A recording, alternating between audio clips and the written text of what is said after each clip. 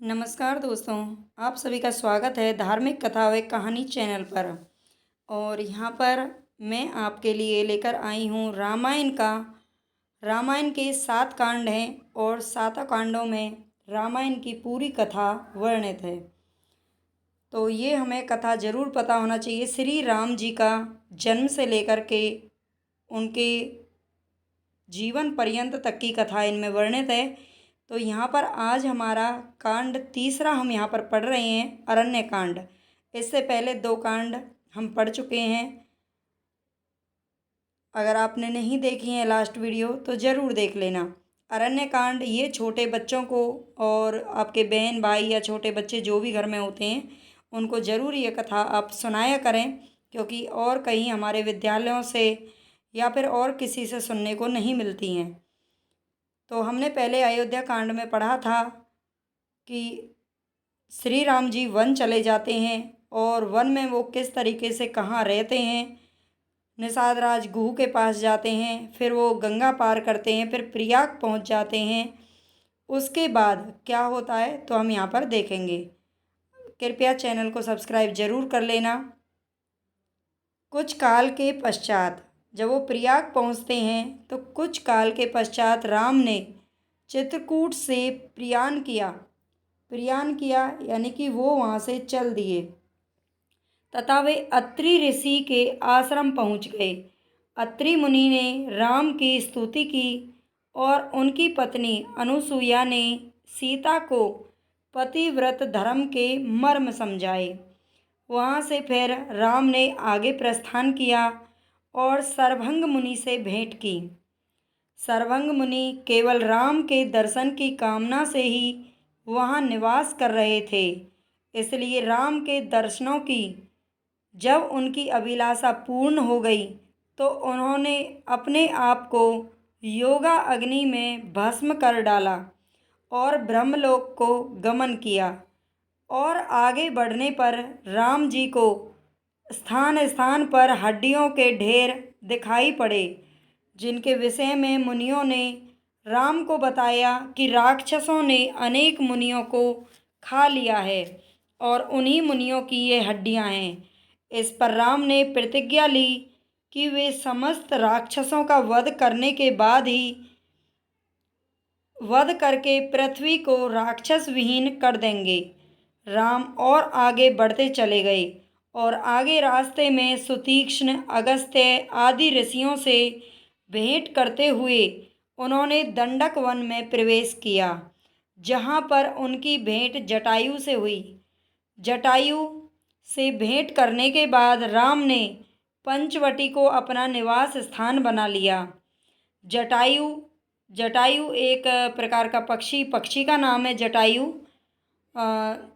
ये जटायु से भेंट करने के बाद राम जी कहाँ पर निवास करने लगे तो पंचवटी में रहने लगे। पंचवटी में रहते हुए ही एक दिन रावण की बहन शूर्पणखा ने आकर राम से प्रणय निवेदन किया। राम जी ने यह कहकर कि वे अपनी पत्नी के साथ हैं और उनका छोटा भाई अकेला है, उसे लक्ष्मण के पास भेज दिया। लक्ष्मण ने उसके प्रणय निवेदन को अस्वीकार कर दिया, लेकिन शूर्पणखा उन दोनों भाइयों के पीछे पड़ गई और सीता को खाने की धमकी देने लगी। इस बात पर क्रोधित होकर लक्ष्मण ने उसके नाक और कान काट लिए। शूर्पणखा चीखती चिल्लाती हुई वहाँ से चली गई और अपने भाइयों खरदूषण से सहायता की मांग की। तब खरदूषण अपनी बहन का बदला लेने के लिए अपनी सेना के साथ लड़ने के लिए आ गए। लड़ाई में राम ने खरदूषण और उसकी सेना का संहार कर डाला। अब शूर्पणखा ने जाकर अपने भाई रावण को ये सारी व्यथा सुनाई। रावण ने बदला लेने के लिए मारीच को स्वर्ण मृग बनाकर भेजा, यानी कि सोने का मृग हिरण बनाकर के किसको भेजा था रावण ने? मारीच को। और जब सोने का हिरण वहाँ पर आया और सीता ने उसे देखा तो सीता ने उस हिरण को मारकर उसकी छाल की मांग की राम से। लक्ष्मण को सीता की रक्षा की आज्ञा देकर राम स्वर्ण मृग रूपी मारीच को मारने के लिए उसके पीछे चले गए। मारीच राम के हाथों मारा गया, पर मरते मरते मारीच ने राम की आवाज़ बनाकर हे लक्ष्मण का क्रंदन किया, जिसे सुनकर सीता ने आशंकावश होकर लक्ष्मण को राम के पास भेज दिया। लक्ष्मण के चले जाने के बाद अकेली सीता का रावण ने छल पूर्वक हरण कर लिया और अपने साथ लंका ले गया। रास्ते में जटायु ने सीता को बचाने के लिए रावण से युद्ध किया, परंतु रावण ने उसके पंख काटकर उसे अधमरा कर दिया।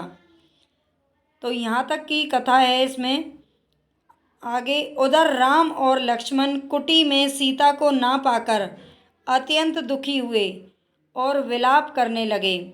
वे ढूंढते हुए रास्ते में जटायु के भेंट होने पर जटायु ने राम जी को रावण के द्वारा अपनी दुर्दशा होना और सीता को हर कर दक्षिण दिशा की ओर ले जाने की बात बताई। ये सब बताने के बाद जटायु ने अपने प्राण त्याग दिए।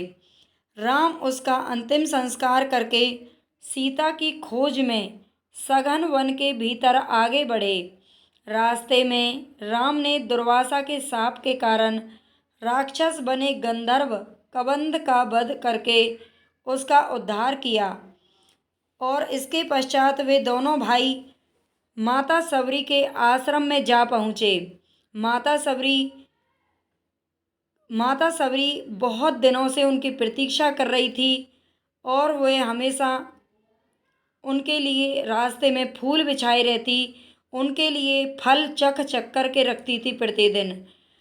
और उन्हें विश्वास था, क्योंकि उनके गुरु मतंग गुरु उनसे कहकर गए थे कि एक दिन भगवान श्री राम आपके दर पर जरूर आएंगे। तो इसीलिए सबरी तब से लेकर के उनकी प्रतीक्षा में प्रतिदिन उनका स्वागत करने के लिए तैयार बैठी रहती थी। जब वे दोनों भाई सबरी के आश्रम जा पहुँचे, जहाँ पर कि उसके द्वारा सबरी के द्वारा दिए गए झूठे बेरों को उसकी भक्ति के वश में होकर के राम जी ने खाया। इस प्रकार राम सीता की खोज में सघन वन के अंदर आगे ही बढ़ते चले गए। इसके बाद हमारा चौथा कांड है उसमें कथा वर्णित है, तो उसको भी हम देख लेंगे। आप कृपया लाइक और सब्सक्राइब ज़रूर कर लिया करें, चैनल को सब्सक्राइब ज़्यादा से ज़्यादा करें।